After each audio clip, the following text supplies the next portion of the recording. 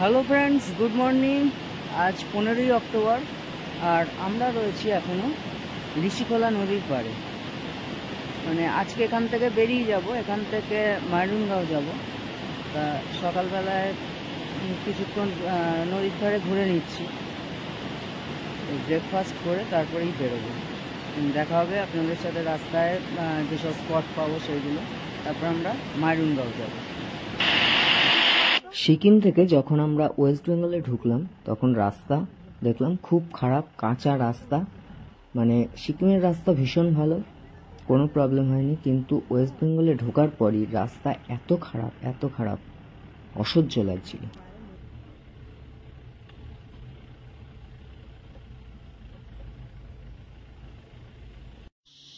এখন চলে এসেছি সিলেরিগাঁওতে। তো সিলেরিগাঁওতে আমাদের মানে স্টে নেই, আমাদের স্টে হচ্ছে মাইরুনগাঁও। আমরা সিলেরিগাঁওতে জাস্ট ঘুরে কিছুক্ষণের জন্য ঘুরতে এসেছি, ঘুরে তারপরে আবার চলে যাব। এখান থেকে কাঞ্চনজঙ্ঘা দেখা যাচ্ছে, কিন্তু মেঘটা জন্য খুব ভালো মানে বোঝা যাচ্ছে না।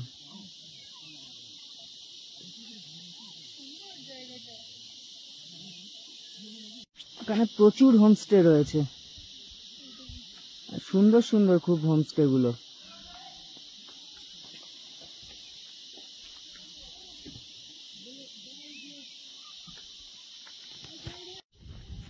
আমরা এই জঙ্গলের রাস্তা দিয়ে এখন রামিটু ভিউ পয়েন্টে যাচ্ছি। ওখানে আরো ক্লিয়ার দেখা যাবে হয়তো, কিন্তু একটু মেঘ করে রয়েছে বলে কাঞ্চনজঙ্ঘাটা পুরো দেখা যাচ্ছে না। এখান থেকে পুরো রেঞ্জটাই দেখা যায়।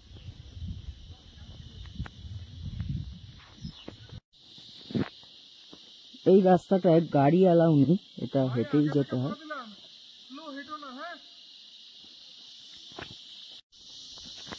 এটা নেওড়া ভ্যালি জাতীয় উদ্যানের অন্তর্গত এই রাস্তাটা।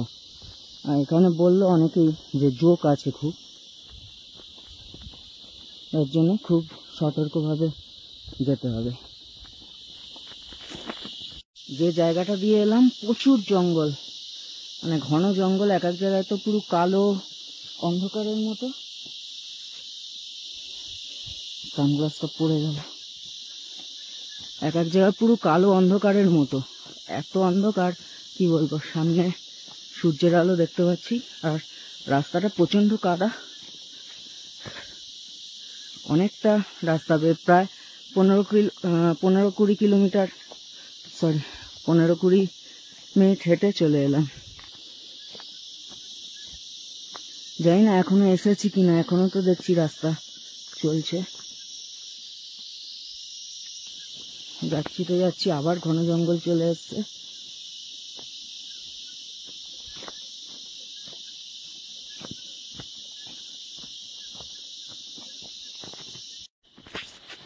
যে আবার ঘন জঙ্গল, যেখানেই যাচ্ছি জঙ্গলে ভর্তি।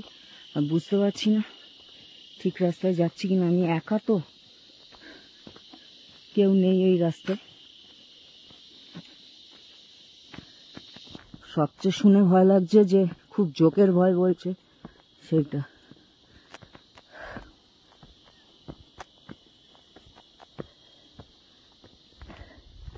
ফাইনালি মনে হচ্ছে এসে গেছি। হ্যাঁ, এসে গেছি। এত সুন্দর একটা জায়গায় আমি একা পুরো।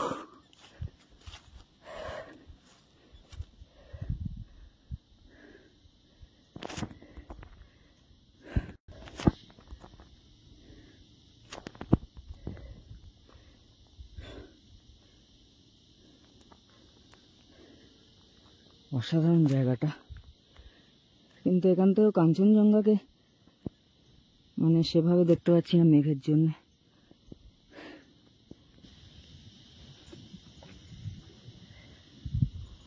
ও কি দারুণ, বিউটিফুল।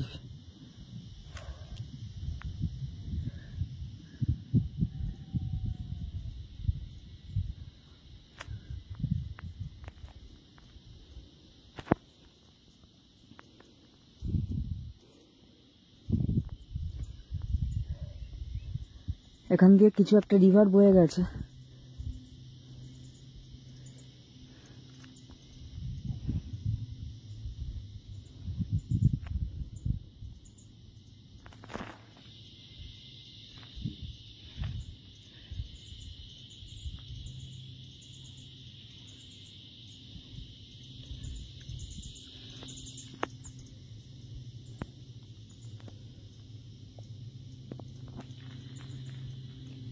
এবার ফিরে যাই, কারণ সবাই চিন্তা করছে আমি যেহেতু একা এসেছি।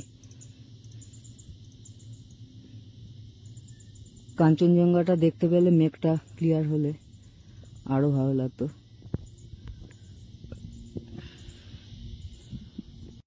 আবার সেই রাস্তা দিয়ে ফিরছি, কাদা আর চড়াই উতরাই তো, মানে হাঁপিয়ে যাচ্ছি, জলটাও আর নেই, খুব কষ্ট হচ্ছে।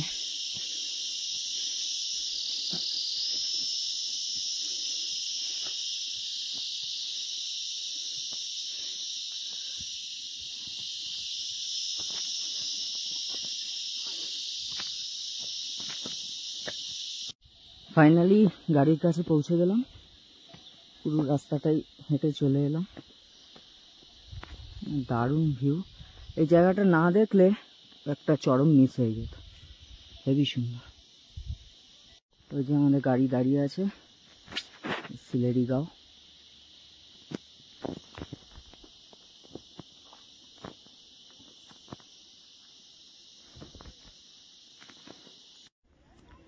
এখন চলে এসেছি মাইরুনগাঁও। মাইরুনগাঁওতেই আমাদের মানে পরবর্তী 2 দিন স্টে। মানে অসাধারণ জায়গা, যত আমরা দিন যাচ্ছে, যত মানে ঘুরছি, তত সুন্দর সুন্দর জায়গা পাচ্ছি। এটা ফ্যান্টাসি হলিডেজের মানে নিজস্ব হোমস্টে।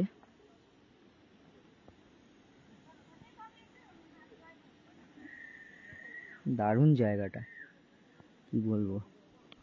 এখান থেকে কাঞ্চনজঙ্ঘাও দেখা যায়। এখন তো মেঘে ঢাকা, কালকে সকালে দেখবো।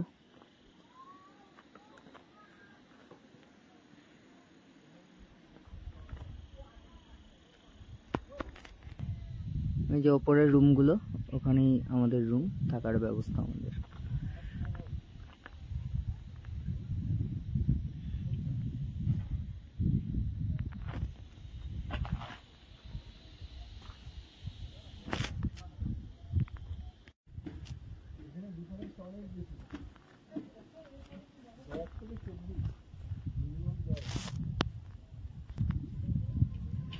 এই যে ফ্যান্টাসি হলিডেজ গ্রুপ, তারা এই হোমস্টেটাকে লিজে নিয়েছে। আমরা এই ফ্যান্টাসি হলিডেজ গ্রুপের মাধ্যমে সিকিমের টোটাল বুকিংটা করেছিলাম, সিকিমের যে প্যাকেজটা। আর এদের দারুণ ব্যবস্থা, আমাদের কোনো সেরকম সমস্যা হয়নি। লাস্টে একটু গাড়ি নিয়ে প্রবলেম হয়েছিল, সেটা আলাদা ব্যাপার। আর এই হোমস্টেটায় এত সুন্দরভাবে গার্ডেনটা সাজিয়েছে, তাদের নিজস্ব জমিতে বিভিন্ন ফুলের চাষ, সবজির চাষ করেছে। আর সেই সবজি দিয়েই তারা আমাদের আতিথেয়তা করেছে। এটা হচ্ছে হোমস্টের খুদের সদস্য, একটা বাচ্চা, আমাদের একদম মাতিয়ে রেখেছিল। এখানে আমাদের বনফায়ারিং হচ্ছে এখন।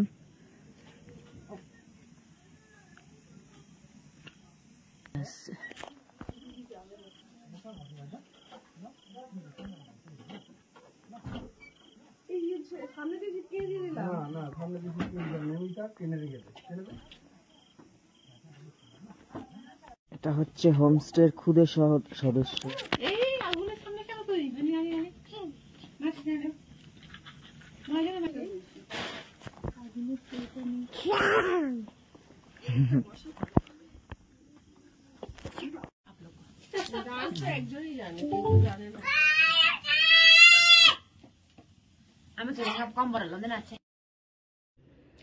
নাচ গান আনন্দ বনফায়ারিং এর মাধ্যমেই এই এপিসোডটা শেষ করলাম। আর পরের এপিসোডে আসছে লাভা, ঋষভ, কোলাখাম, ছাঙ্গে ফলস, এইসবের ভিডিও। তো ভালো থাকুন, সুস্থ থাকুন আর দেখতে থাকুন দ্য বং মেসেঞ্জার।